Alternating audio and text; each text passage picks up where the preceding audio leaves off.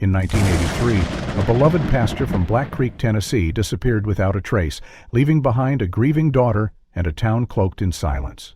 For 20 years, rumors swirled and hope faded, but when a weathered bag is found buried near the church grounds, it uncovers a chilling truth, one that was never meant to see the light of day. The morning sunlight spilled softly across the stained glass windows of Grace of Black Creek, casting fragmented beams of color onto the aged wooden pews. It was a Sunday like any other in the small Tennessee town, quiet, expectant, almost sacred. The townsfolk filed in with their polished shoes and worn Bibles, nodding politely to one another, exchanging pleasantries in hushed tones. At the pulpit stood Reverend Helen Carter, poised with a stillness that commanded attention. Her sermon was unlike her usual tone. There was a tremor beneath her words, a veiled urgency in her eyes as she spoke of justice, forgiveness, and standing up against hidden wrongs, even when doing so meant risking everything. "There are shadows," she said, her voice resolute, "that have settled among us, not in the woods, but right here. And I will not rest until those shadows are met with truth." The congregation murmured, some shifting uncomfortably. Helen's gaze scanned the pews one last time before closing her Bible. That was the last time anyone saw her. By the time the final hymn was sung and the benediction given, Helen Carter had vanished. Her car, a battered beige Ford sedan, was found parked neatly in front of the church's modest iron gate. The engine was cool. The keys were still in the ignition. Her handbag, Bible, and sermon notes were nowhere to be found. At first, most believed she had simply gone for a walk to clear her mind. She was known to do that after intense services. But as the sun began to sink behind the distant ridgelines of Black Creek, concern hardened into fear. Nina Carter, Helen's 17-year-old daughter, had been waiting at home, with lunch already set, when the call came from Deacon Harris. "Helen didn't show up to the after-service meeting. Have you heard from her?" Nina's fingers trembled as she dialed her mother's number again and again, each time met with silence. By nightfall, the police had arrived. The sheriff, a grizzled man named Alton Reeves, who had known Helen since childhood, stood by the car with arms crossed, the creases in his forehead deepening. "Could be she needed a break," he offered cautiously. "Women of the cloth carry heavy burdens." But Nina knew better. The next morning, investigators found a letter tucked inside Helen's office desk drawer at the church. It was typed, not handwriting. The message was short and unnervingly detached. "To whom it may concern, I am stepping away from my position and my life for personal reflection. Please do not look for me." It was unsigned. Sheriff Reeves brought the letter to Nina personally, his eyes watching her reaction carefully. She read it in silence, then shook her head slowly, firmly. "My mother didn't write this. She hated typing letters, and she would never leave without saying goodbye to me. Never." Reeves sighed, but protocol took precedence over instinct. The department logged Helen Carter as a voluntary disappearances. In the following weeks, rumors swirled like wildfire through Black Creek. Some whispered that Helen had suffered a crisis of faith. Others speculated she'd run off with someone, a lover from the past, a secret shame she had carried alone. The congregation, though sympathetic, moved on. A temporary pastor was brought in, and the weekly bulletins bore a new name on the masthead. The church repainted its doors. The flowers in Helen's modest garden wilted and died. But Nina did not forget. She kept a notebook filled with questions, sketches, even newspaper clippings. Each Sunday she sat at the back of the church watching, listening, wondering if someone in the pews knew more than they let on. She noticed how Walter Riggs, her mother's longtime assistant pastor, seemed to shift in tone after her disappearancing. His sermons grew louder, more aggressive. He smiled more, but laughed less. He had been the last to see Helen that day, walking toward the back entrance where no security cameras faced. "She said she needed a minute alone," he told Sheriff Reeves. "So I left her be. That was all." 2 months passed, then 4, a year without evidence of foul play. The case was quietly closed. Nina, by then preparing for college, refused to let the silence win. She applied to universities far from Black Creek, hoping that time and distance might offer clarity. She left with her mother's cross necklace tucked beneath her blouse, and the last sermon Helen had written, found crumpled and stained in her bedroom wastebasket, pressed into the pages of her Bible. It ended with a line Nina would read over and over again for years. "Truth walks slowly, but it never forgets the way home. 2 decades had passed since that quiet Sunday Helen Carter walked out of sight and into the long corridor of unanswered questions. In those years, Nina Carter had become a woman of logic, scripture, and structured faith.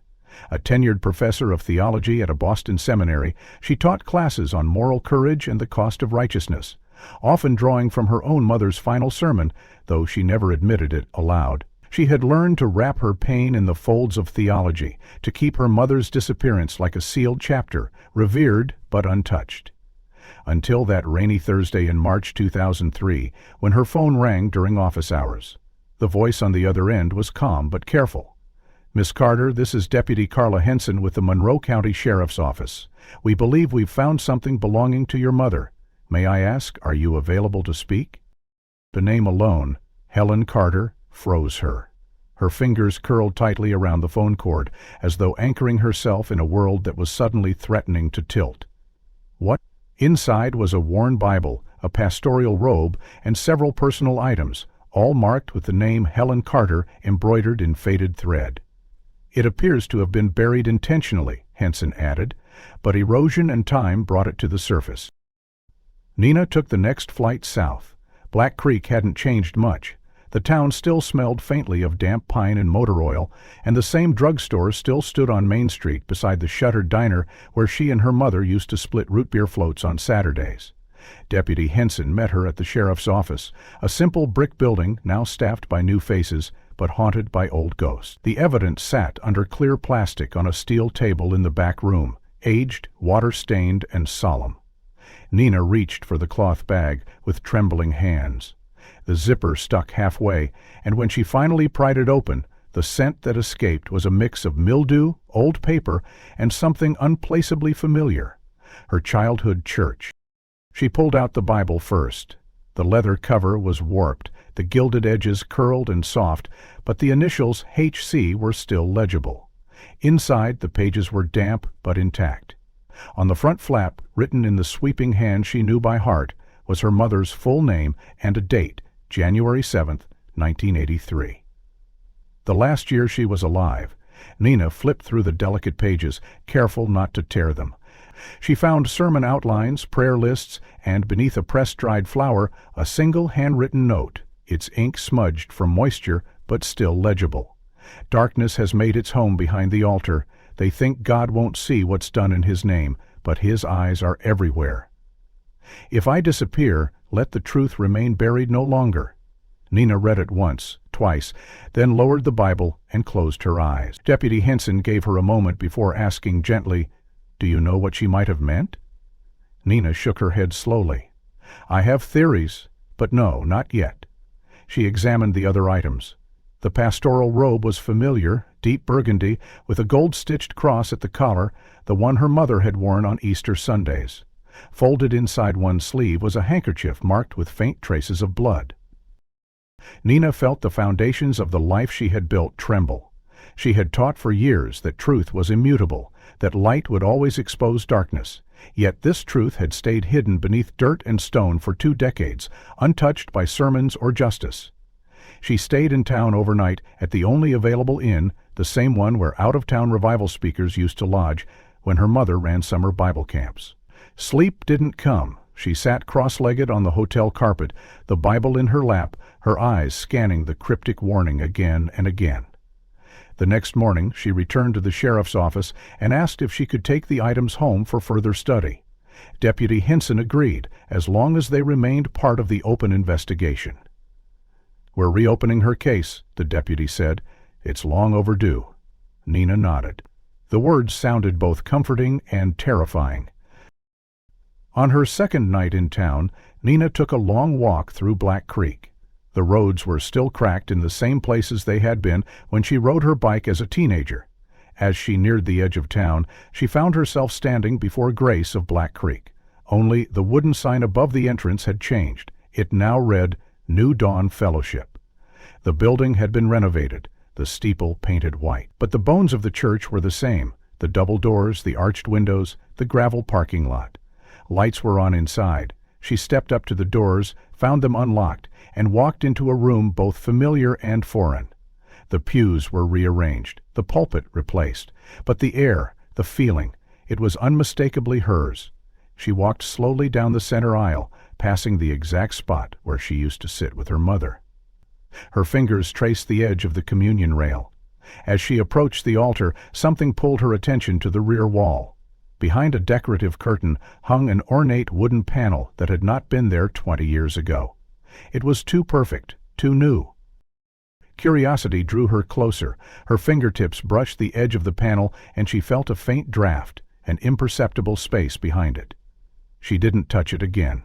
Instead, she backed away, heart pounding, and slipped out of the church just as a light flickered on in the pastor's office to the right. Through the stained glass she saw a figure pass by, a tall man in dark robes, pacing slowly. The shape was unfamiliar, but the posture, the sharp shoulder line, it triggered something in her gut. Back at the inn, Nina called Deputy Henson. "There's something behind the altar," she said. "I don't know what yet, but I think my mother did." She opened the Bible again and found the last page marked by a thin strand of faded blue ribbon. It contained one more note, shorter than the others, scrawled in haste. "The sanctuary is no longer sacred. The guilt is buried deep, but not forever," and beneath it, in fainter ink, a single name, W.R. She stared at the initials and felt the room shrink around her. W.R. Walter Riggs, her mother's assistant, and now, possibly, the lead pastor of New Dawn Fellowship. The man who had been the last to see her mother alive. She picked up her pen and underlined the name twice, then reached for her suitcase. There was more to find, more to ask, and perhaps more to remember. Because somewhere between the walls of that church and the soil outside town, the truth had waited long enough. Nina Carter was going back to the place her mother feared most, the altar. But what she didn't yet know was that someone else had been watching. Someone who had never truly left. By the time the morning sun had climbed over the hills that cradled Black Creek, Nina Carter stood on the gravel path that led to the church once known as Grace of Black Creek. The name carved on the front sign had been replaced with bold, gleaming letters that read, New Dawn Fellowship, framed by fresh shrubbery and 2 large outdoor lights. It looked less like the small-town sanctuary she had known and more like a suburban community center. The building was painted a brighter shade now, and the once familiar wrought iron crosses that adorned the entrance were gone, replaced by sleek glass doors that slid open with a quiet hum. Nina's heart thudded against her chest as she walked through them. Inside, the air smelled of lemon polish and new carpet. The pews were replaced with stackable chairs arranged in arcs, and ceiling lights bathed everything in a sterile glow. The pulpit had been moved to a stage, elevated and flanked by 2 large speakers. And there, standing at the front of it all, speaking casually with 2 volunteers, was a man whose back she would have recognized anywhere. Walter Riggs.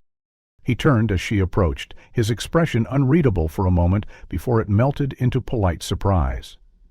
"Nina Carter," he said, voice smooth and practiced. "My God, it's been, 20 years?" She nodded cautiously, extending her hand. His grip was firm, warm, but there was tension beneath it. "I came because of what they found," she said, keeping her tone steady, "my mother's belongings. I need to ask a few questions." Walter gestured toward a row of chairs near the stage. "Of course, anything I can do to help." They sat, and Nina studied him. He looked older but strong, his graying beard trimmed, his suit impeccable. "You've done a lot with the place," she remarked. Walter smiled, needed a new image, a new mission. After everything, the congregation needed to move forward. And with Grace Church, well, the name carried certain memories, painful ones. For all of us, Nina echoed, then asked directly, "Are you still using my mother's office?" Walter blinked. "That room hasn't been used in years," he said carefully. "We had the locks changed long ago, mostly for safety. It's being used for storage now." "Could I see it?" she asked. A flicker of something crossed his face, hesitation, calculation. "I'm afraid it's a bit of a mess right now," he said, voice apologetic. "But sure, if you'd like." He led her down a side hallway, past classrooms and administrative offices, until they reached a narrow door with a brushed steel handle and a keypad lock.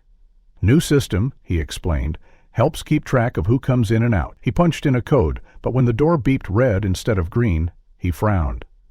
That's strange. Maybe I mistyped? He tried again, then shook his head. It's been glitchy lately. I'll have the maintenance team reset it and let you in tomorrow. Nina nodded, but something in her gut churned. The hallway had the faint scent of cedar and something else, cleaning fluid, maybe. She turned away, thanking him briefly before exiting the building. That evening she returned to the inn and tried to sleep, but her thoughts kept circling back to the door, to the hesitation in Walter's eyes, to the red light that flickered not once but twice. She recalled her mother's note, the warning about the altar, the sanctuary no longer sacred. That room had been Helen's sanctuary. It held her books, her prayers, her private reflections. If anything had survived of Helen's true state of mind before her disappearance, it would be there, or had been. Nina sat upright in bed and stared at the ceiling fan whirling slowly above her. Just after 11, unable to sit still, she returned to the church. The building was dark save for a faint security light over the main doors. She approached quietly, expecting the glass to resist, but found one panel unlocked. She slipped inside, walking slowly past the sanctuary, now reduced to an echo chamber of dark plastic chairs and shadowed corners. The hallway to her mother's old office stretched ahead, darker, quieter. She moved slowly, heart thudding. As she turned the corner, she stopped dead in her tracks. There was light coming from under the office door. A thin, steady strip of warm gold crept out across the linoleum floor, dancing faintly as if from a lamp or a small desk light. Her breath caught. She stepped back, retreating around the corner and listening. No voices, no footsteps, just the soft hum of electricity and the distant creak of the building settling. Someone was in there. Someone who had told her the room hadn't been used in years. She waited in silence, crouched against the hallway wall, her hands balled into fists against her knees. After what felt like an hour but was likely 10 minutes, the light inside the room dimmed and went out. A click followed. Then footsteps, soft, deliberate, echoed down the hall. Nina held her breath. A tall figure in a long coat passed just feet from where she crouched, moving steadily toward the sanctuary exit. The light over the main entrance clicked as the doors opened and closed behind him. She waited a minute longer, then approached the office door again. It was locked, of course.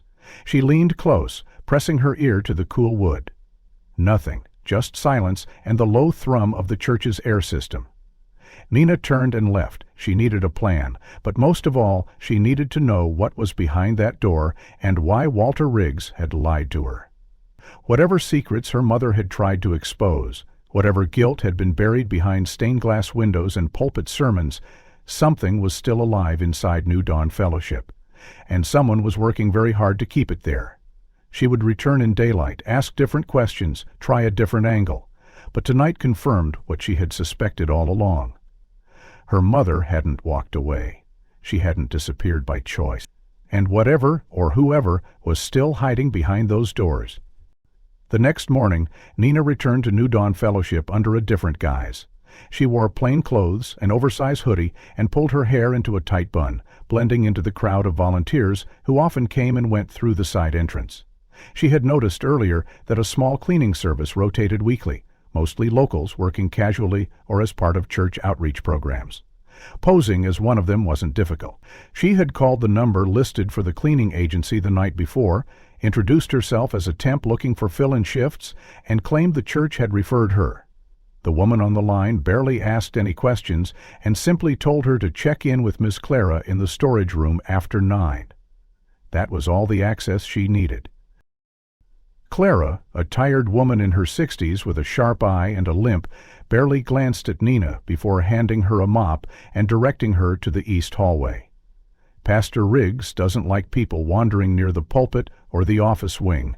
Stick to the classrooms and keep your phone in your pocket. Nina nodded, heart pounding, and pushed her cart through the narrow hallway, past the edge of the sanctuary, then veered down a small side corridor where the forgotten door to her mother's old office waited. She paused when she reached it. The keypad was different now, replaced with a simple manual lock, like someone had deliberately downgraded it after last night.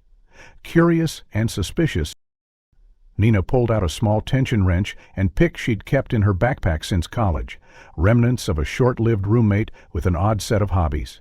It wasn't hard. Within seconds, the lock gave way with a satisfying click, and she slipped inside. The room was dusty, but not derelict. Someone had been using it, but sparingly. A single desk lamp sat unplugged in the corner. The bookshelves had been cleared, except for a few scattered hymnals and worn reference texts. The air smelled like lemon polish and old paper. Nina scanned the ceiling. In the corner above the closet was a faint discoloration, a square that didn't match the rest of the ceiling tiles. She dragged a chair beneath it and climbed up, using the handle of the mop to gently push. The panel lifted slightly, revealing a dark cavity above. Her hand reached in, groping blindly until her fingers brushed wood. She pulled down a small wooden box, smooth and cool to the touch, with a tarnished brass clasp. The box was unmarked. She sat on the chair and opened it carefully.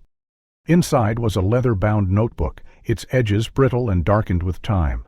She opened it slowly, revealing page after page of her mother's handwriting, tight, deliberate, anxious. Helen Carter had poured her fears into these pages. Nina read, "They are hiding something in the altar, not metaphorically, literally. The safe inside the sanctuary. It was supposed to hold sacramental items and financial ledgers, but I believe it's being used for something else. I've seen Riggs go in late at night, locking it after hours, always alone. I asked Joseph about the safe, but he clammed up. Something is wrong." Nina felt a cold tremor run down her spine. The altar safe. She had forgotten about it. How, as a child, she had once asked her mother why there was a steel box hidden behind the altar curtain, and her mother had only said, "It's for sacred things." Now it seemed there were secrets more profane than sacred. The next page revealed more. "They changed the lock last Tuesday. I wasn't told. I confronted Walter, but he brushed it off. Said it was routine maintenance. But I saw the locksmith's van. They came at night. Why would they do that unless they had something to hide?" Nina closed the notebook carefully and replaced it in her backpack. She wiped the dust from her hands and climbed down just as she heard voices echoing in the hallway. She locked the door behind her and slipped back into her cleaning routine, mind spinning. She needed to find the locksmith. If he was still around, he might remember something. Later that afternoon, after returning the supplies and quietly leaving the church grounds, Nina drove into town and stopped at the oldest hardware store she could find. It was one her mother had frequented for years. The bell above the door jingled as she stepped inside, and an older man behind the counter looked up with curious eyes. "Excuse me," she said, approaching. "Do you know who used to handle lock installations for Grace of Black Creek back in the—" The man squinted at her, then nodded slowly. "You must be Helen's girl. Nina, right?" She was caught off guard. "Yes. How did you—" "He baptized my niece. You look just like her." Nina smiled faintly. "I'm trying to find someone who might have changed the lock on the church altar safe. Around 1983. Night job, maybe, hush-hush?" The man rubbed his chin. "Might have been Charlie Dunsmore, only one who did night calls back then. Retired now, but he's still in town. Lives out past Ridgeway Road next to the quarry. You want direction?" Half an hour later, Nina pulled into a dusty driveway beside a weathered house with peeling white paint. A mailbox read Dunsmore in faded black letters. She knocked once, twice. A few moments passed before the door opened and a man in his 70s peered out. His eyes were sharp and his posture, astute, was alert. "Mr. Dunsmore?" she asked. He nodded. "Yes."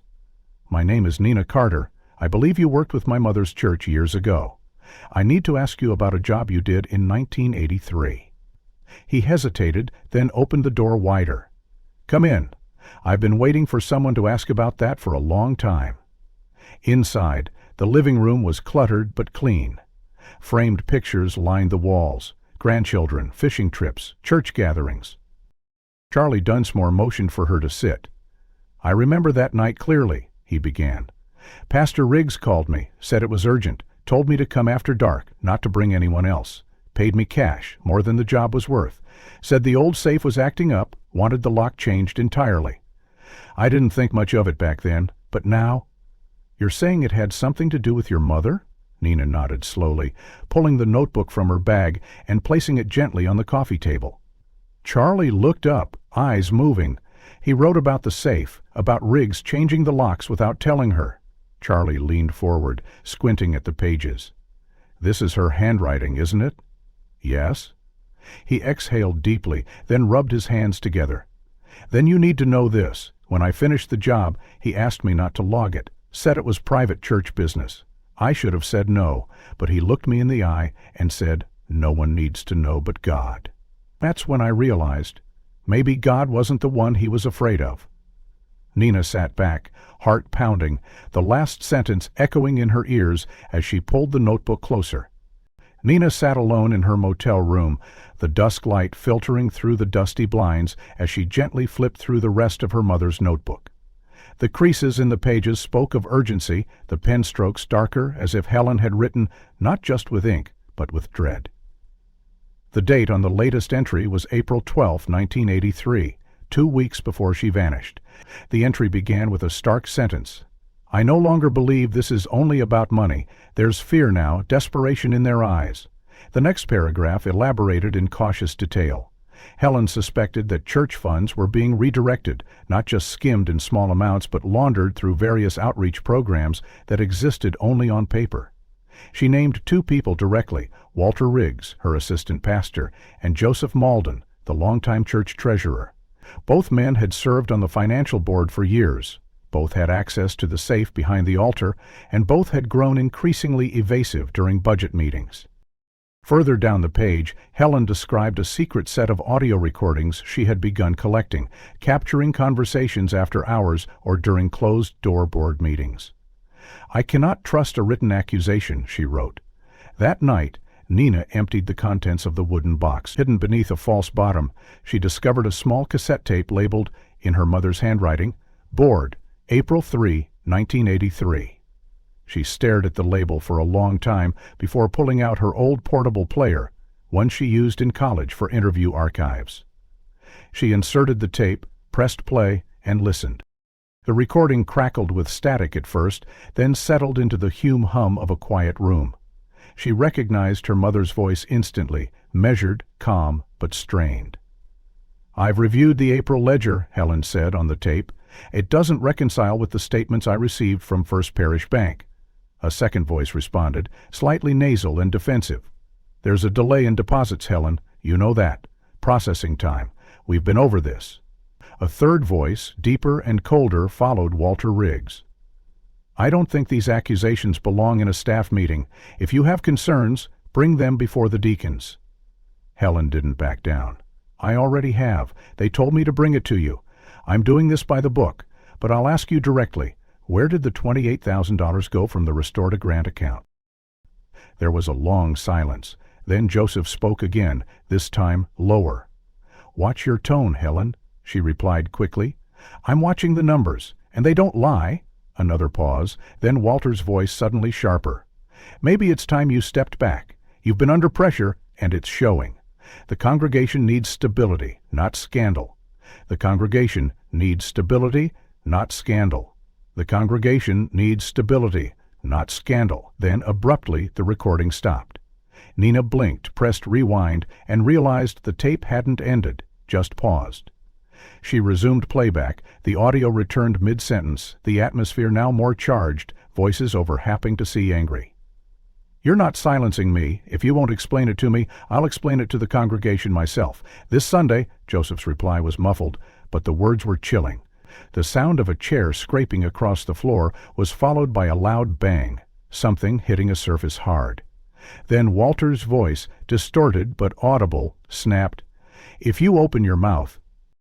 The tape cut off. Nina sat frozen, the players still in her lap, the words echoing in her mind. "If you open your mouth." What had come next? She rewound the last seconds again, playing them over and over, the bang, the rising panic in Helen's voice, and the final ominous threat. It was no longer theory, no longer memory. It was real. Her mother had been silenced, not figuratively, not metaphorically. There had been a confrontation, and that confrontation had been recorded. She had proof now, partial, terrifying, incomplete, but enough to demand answers. Her hands shook as she ejected the cassette, placed it in a Ziploc bag, and returned it to her backpack. She needed to confront Joseph Malden. If he was still alive, he would remember this night, maybe even still feared it. Nina searched online and found a listing, a house near the water treatment plant, a modest single-store home surrounded by overgrown hedges. She memorized the address, grabbed her coat, and walked out into the cooling evening. But even as she walked, another realization began to form, slow and chilling. If this tape had survived in her mother's office for all these years, untouched, unburned, it meant someone hadn't known it was there, or someone had known and left it as bait. She looked back toward the church in the distance, its steeple still visible in the last light of day, and wondered if every step she was taking had already been anticipated. After the confrontation preserved in that eerie, unfinished cassette, Nina knew the truth lay buried deeper than accusations or missing money. It was physical, perhaps literal. She felt it in her bones, a weight that had shifted over the years but never disappeared. The name Joseph Malden kept surfacing, and yet, when she went to the address listed in the town records, the house appeared abandoned. The mailbox was overflowing with yellowed circulars, the lawn had grown wild, and the windows were coated in layers of dust and neglect. A neighbor confirmed what she suspected. Joseph had suffered a stroke several years ago and been moved to a care facility upstate. But the path wasn't dead yet. Nina returned to her motel that night and called an old college friend, Darren Wells, who worked with the Tennessee Office of Property and Survey Records. She explained what she was looking for, not just deeds or ownership documents, but anomalies, things that didn't quite line up with normal procedures around the church's property. Darren, who had always found local corruption oddly thrilling, agreed without hesitation. "You're looking for what exactly?" he asked. "Unregistered plots?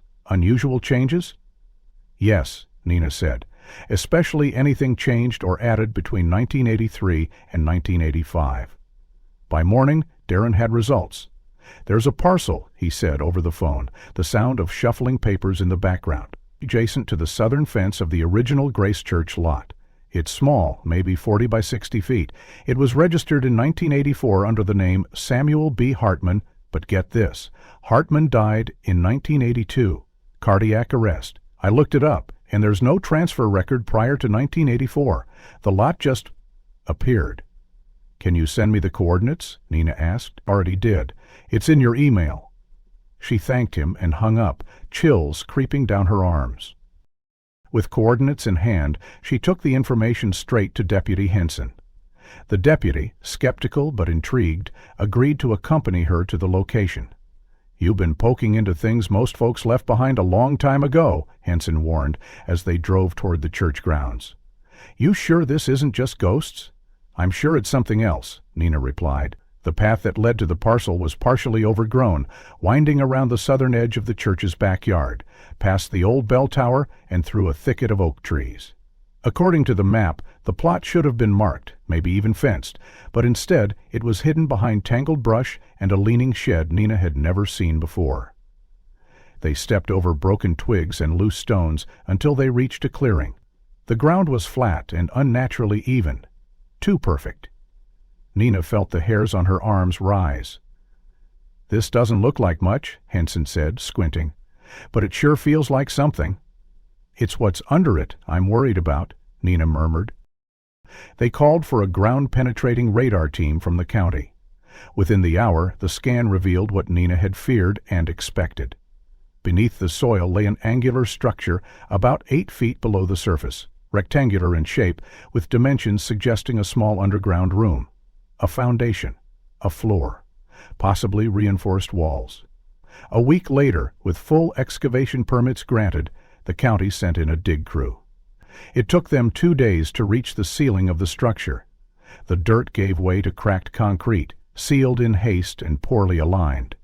The entry point was a rusted steel hatch, padlocked and painted over with layers of dirt and moss. When they broke it open, the stench hit immediately. Earth, mildew, and something darker. They descended in pairs with masks, lights, and full forensic gear. The space below was just large enough to stand in, about 8 by 10 feet, and barren except for a few broken crates, a torn vinyl mat, and against the far wall, a large canvas tarp.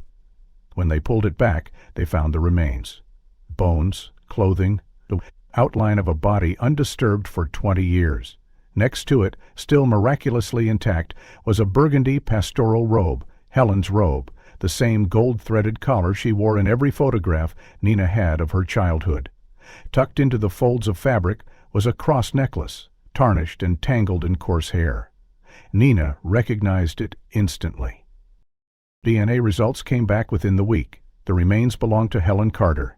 The news traveled fast. The town was stunned. Local papers ran headlines, "Pastor confirmed dead after 2 decades," and whispers of cover-up, conspiracy, and betrayal rippled through the congregation of New Dawn Fellowship. But even as the public gasped, Nina was numb.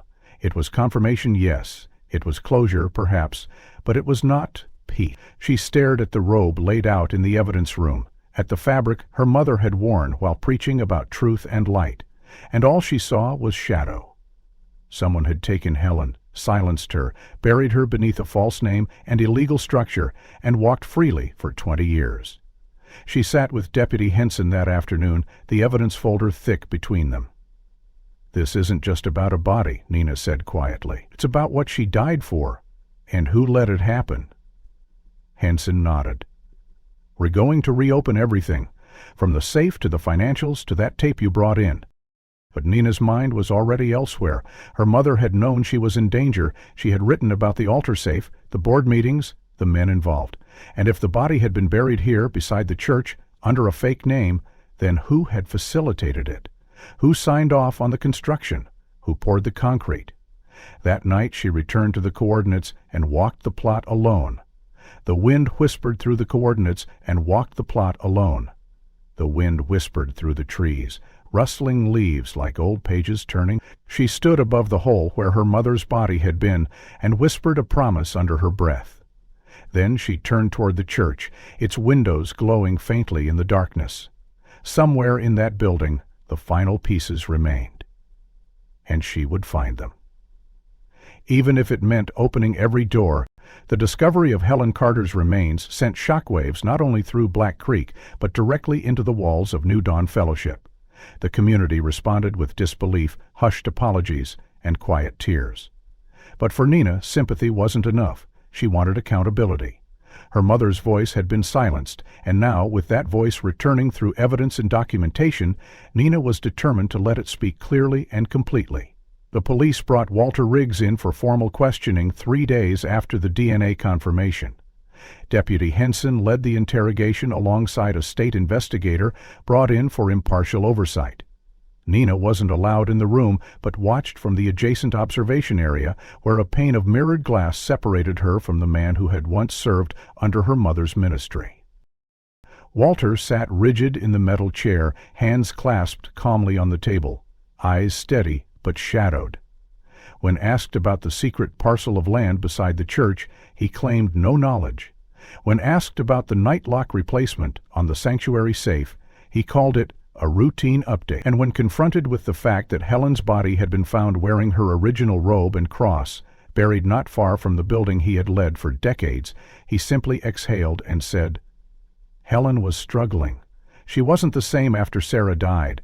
She told me once she was questioning everything, her calling, her faith. I think she wanted to disappear." Nina's stomach clenched as she watched. He spoke the lie with such serenity it nearly felt believable. But it wasn't. After 3 hours of questioning, Riggs was released. No formal charges, no confession, just a stack of lawyer-vetted denials and an official statement that he had no involvement in the tragic disappearance or death of Pastor Helen Carter. Deputy Henson, clearly frustrated, promised Nina they weren't finished.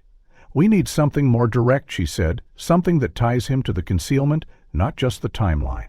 That night, Nina couldn't sleep. Her mother had once written that Riggs went to the altar safe after hours, alone, locking it behind him. If he had been hiding something for 20 years, he hadn't done it in daylight.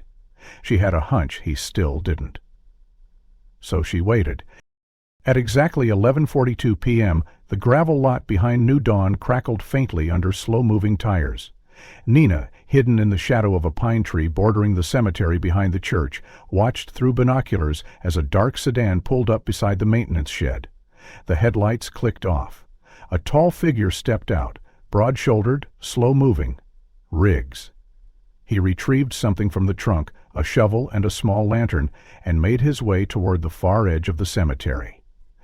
Nina followed silently, weaving through headstones and low hedges. The night was windless, every sound amplified. Her breaths came slow and steady. Walter stopped at the corner plot, one bordered by stone angels and a wrought iron fence, an area no longer actively used for burials. He looked around cautiously before kneeling. Nina stayed low behind an adjacent gravestone, eyes fixed on his every movement. He dug, not deep, just about a foot or two down. Then he struck something metallic. She heard the dull clank. He cleared more soil and finally lifted what appeared to be a rusted steel box, rectangular and heavy. He opened it with both hands, the hinges groaning under years of corrosion. The lantern's glow flickered as he examined the contents. Papers. Folders. A bundle of cash wrapped in plastic, and at least 2 hardcover ledgers. Nina's pulse raced. Financial records? He pulled one ledger free, opened it briefly, and then seemed to hesitate. He reached into his coat and removed a matchbox. Nina's eyes widened. He was going to destroy them. Without thinking, she moved, quietly but slowly, stepped out from behind the headstone and whispered with urgency, "Don't." Riggs froze. He turned slowly, eyes locking onto hers across the shallow grave. The lantern light made his face look older, more haunted. "Nina," he said, his voice hollow, "you shouldn't be here." "Neither should you," she replied, stepping closer. "What are those records?" He didn't answer. Instead, he reached for the match again. "Stop," she said firmly. "If you burn those, you confirm everything." He stood still, match trembling in his fingers, gaze flickering between the papers and her. "They were never supposed to know," he muttered. "I tried to protect the church. We all did." "By burying the truth?" she asked. "By killing my mother?" His eyes flinched, and she saw it, the flicker of shame, or maybe fear. Before he could move, bright beams of light cut across the cemetery. Deputy Henson's voice rang out, sharp and commanding. "Drop it, Pastor Riggs. Step away from the box." Flashlights surrounded him. Within seconds, officers closed in. Riggs didn't resist. He dropped the matchbox and raised his hand slowly, the steel box at his feet. "I was trying to fix everything." Nina watched in silence as they walked him toward the cruiser. Then she stepped forward and knelt beside the box. Carefully, she lifted one ledger. Inside, rows of numbers, names, donation records, and red marks told the story plainly. Years of skimming, reallocation, ghost outreach programs, and quiet payoffs. The evidence her mother had warned about, at the bottom of one folder, was a handwritten memo signed by Joseph Malden. The note read, "Split between emergency fund and building expansion, WR2 approved." Deputy Henson knelt beside her. "This is it," she said, lifting another file. He buried the money trail, but Nina's eyes had already moved to the last object in the box, a smaller envelope marked only by a single word. It was 2 days after Walter Riggs had been arrested at the cemetery and the contents of the rusted steel box catalogued by investigators. Nina had returned to the motel where she'd been staying since arriving in Black Creek, her mind overloaded with fragments of truth that were slowly coalescing into a damning picture. Her mother had known everything, had left evidence buried not only in notebooks and sermons, but in numbers, bank transfers, paper trails, the invisible ink of corruption now made visible. But even with Walter in custody, she couldn't shake the feeling that there was more. Loose threads still fluttered at the edges of the case, threads that refused to rest. That evening, just as she poured herself a cup of stale motel coffee, there was a knock at the door. She opened it to find an older man standing there, hunched, gray, with watery eyes, and a paper envelope clutched in his hand. "Nina Carter?" he asked, voice rough like gravel. She nodded cautiously. "Yes?" "My name is Joseph Malden. I was the treasurer of Grace Church. I knew your mother, and I've been a coward for 20 years. Nina froze, heart suddenly thudding in her chest.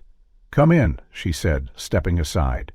Joseph entered slowly, lowering himself into the stiff armchair by the window. He didn't remove his coat. His hands trembled slightly as he placed the envelope on the coffee table between them. "When they found the body," he began, "I knew it was time. You were part of it.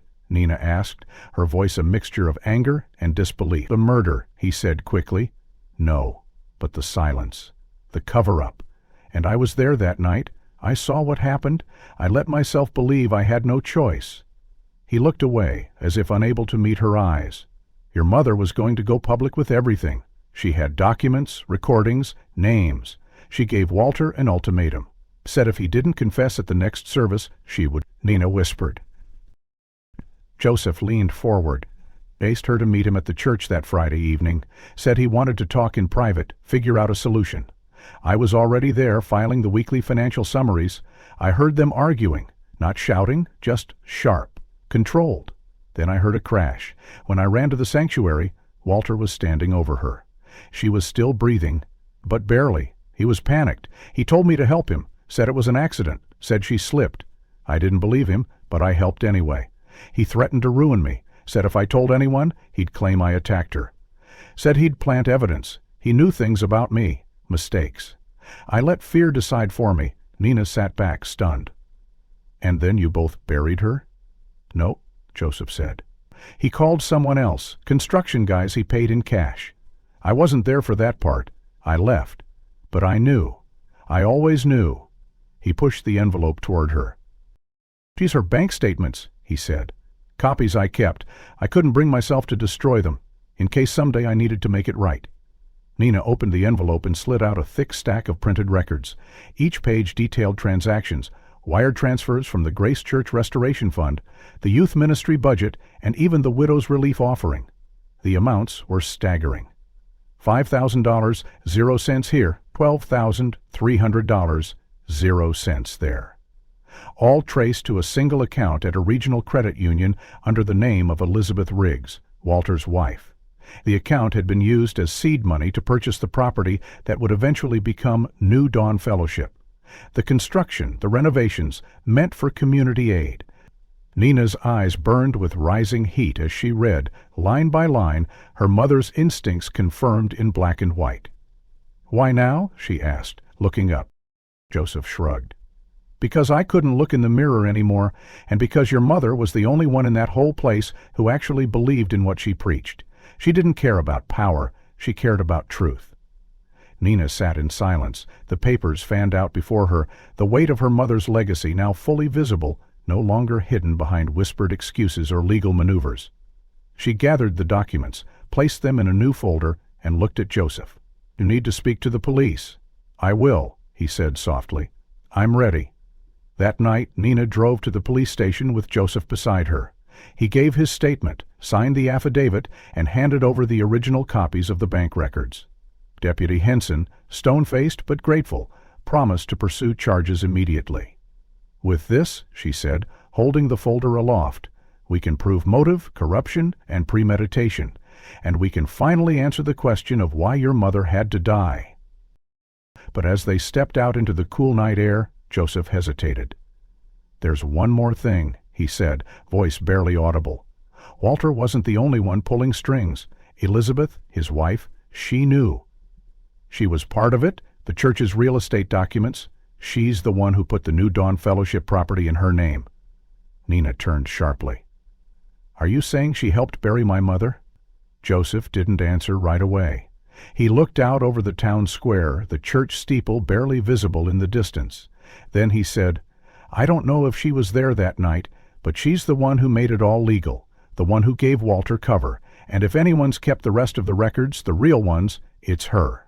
Nina stared ahead, eyes narrowing, her mind already turning to the next step. By the next morning, Black Creek was no longer the quiet, tight-lipped town it had been for decades.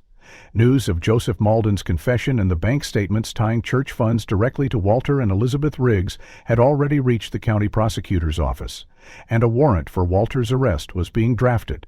Deputy Henson moved swiftly, coordinating with officers to bring Walter in quietly but firmly. But Walter had moved faster.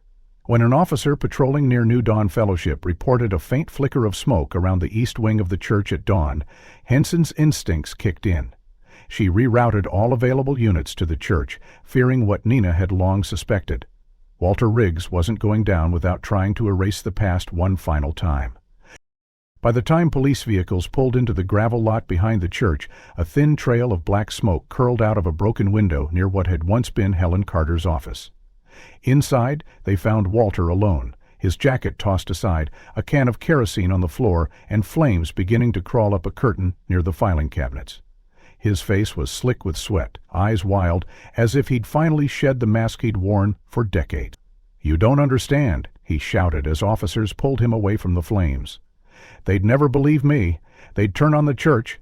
This was never supposed to happen." Nina arrived moments later, having been alerted by Henson directly. She watched from across the parking lot as Walter was cuffed, his shirt singed and stained, his expression half mad, half defeated. For a man who had once held the pulpit with such controlled conviction, he now looked small, hollowed by desperation.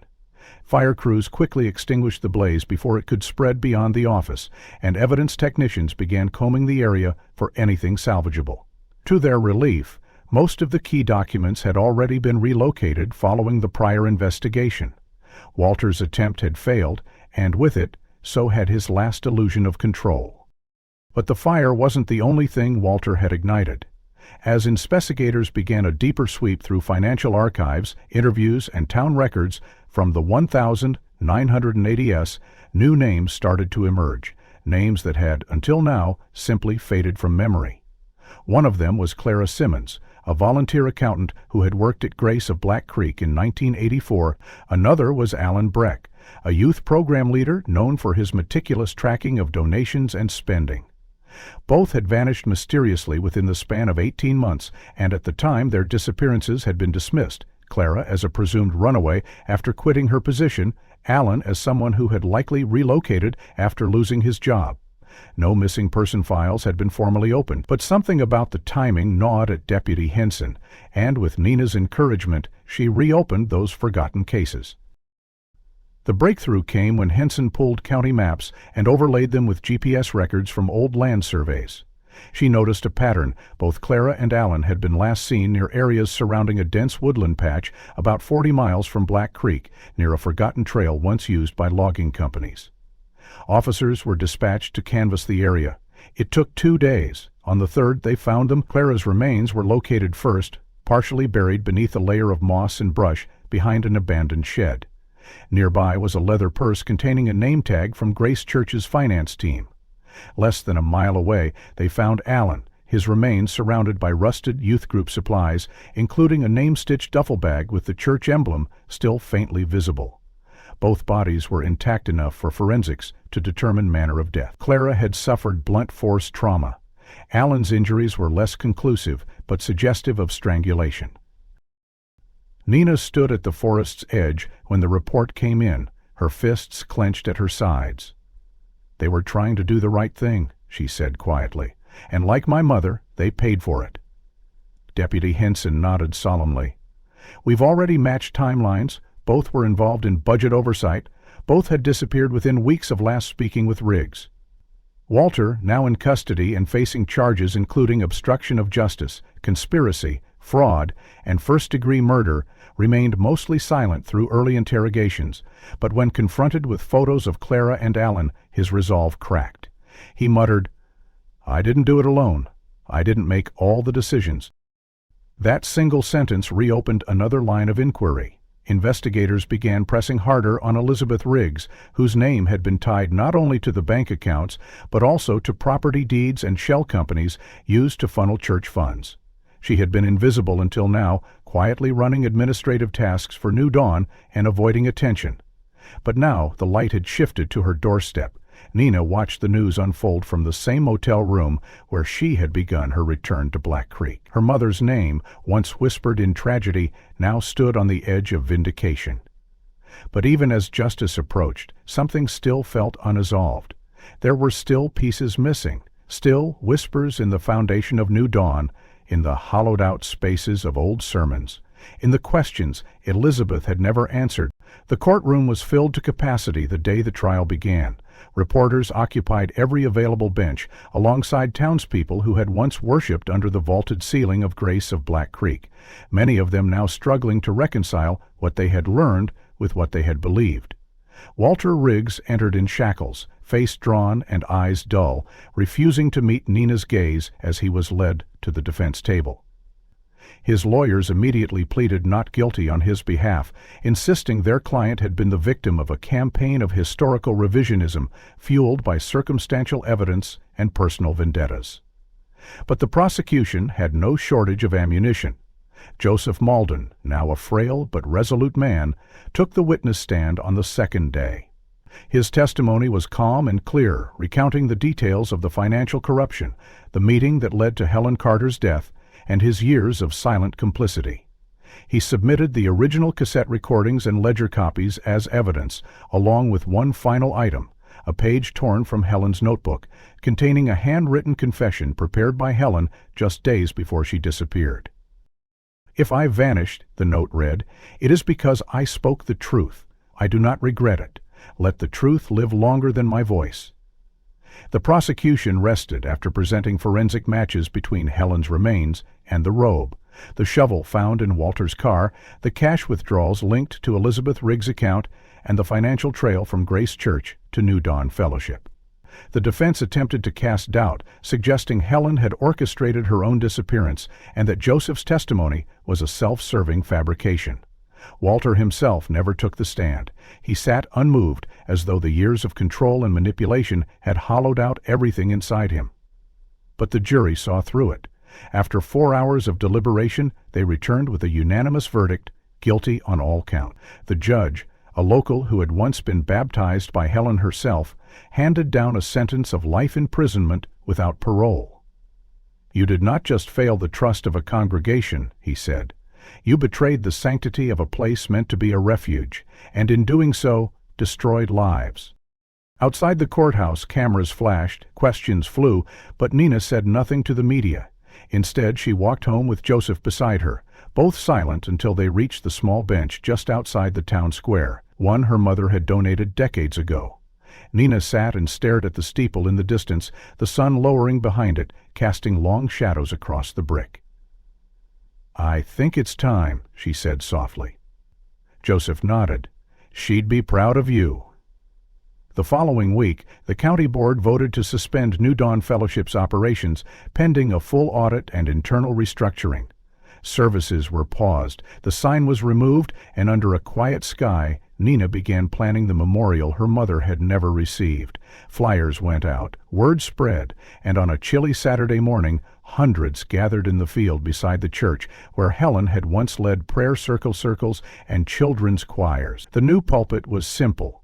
A wooden cross, hand-carved, a single bouquet of white lilies stood beneath it. Nina stood alone at the front, clutching her mother's notebook, and spoke not as a theologian or a victim, but as a daughter. She read passages from Helen's sermons about courage, integrity, the burden of truth, and recited her mother's last written words from the page Joseph had preserved. "Truth walks slowly," she said, "but it never forgets the way home." Tears flowed freely. The congregation rose and sang, "It is well with my soul," the same hymn Helen had preached on her final Sunday 20 years before. And in that moment, the wound that had lingered for decades began to heal. 2 weeks later, Nina made her decision public. She had declined offers to return to Boston, turning down lectureships and academic posts. Instead, she petitioned the county to restore the church under its original name, Grace of Black Creek. She asked not to be called pastor, but caretaker. "This place was never about power," she said. "It was about faith, community, service, and I intend to rebuild it, not in my image, but in hers." Volunteers returned, donations flowed in, this time recorded and transparent. The sign above the entrance was changed, hand-painted by local artists, bearing Helen's favorite verse, "Let justice roll down like waters, and righteousness like a mighty stream." The pulpit was moved back to its original position, the altar was rebuilt, and for the first time in decades, the sanctuary felt like a sanctuary again. On opening day, the pews were full, the windows open, the air crisp with early spring. Nina stood at the doorway, welcoming each guest with quiet warmth, her mother's cross around her neck. When the final song ended, a child walked up and handed her a drawing, Grace Church, tall and bright, with the words, "Welcome home, Pastor Helen," written in crayon at the top. Nina smiled through tears and looked toward the heavens. "She never really left," she whispered, and as the bells of Grace of Black Creek rang out once more, truth, justice, and healing echoed through every corner. If this story moved you, don't forget to like and subscribe to the channel so you won't miss more true story-inspired mysteries like this one. What part of Helen's journey did you find most haunting or most powerful? Drop your thoughts in the comments and tell us where you're watching from. We're reading every single one.